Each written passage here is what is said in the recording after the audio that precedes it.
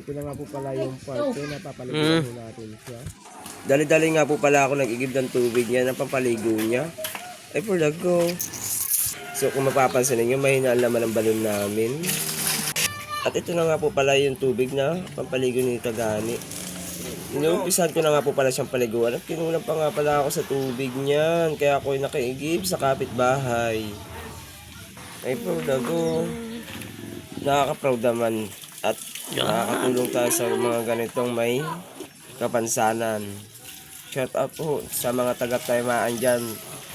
At ako po si Al Vlogs na handang tumulong sa taong may kapansanan, lalo na dito kay Tagani.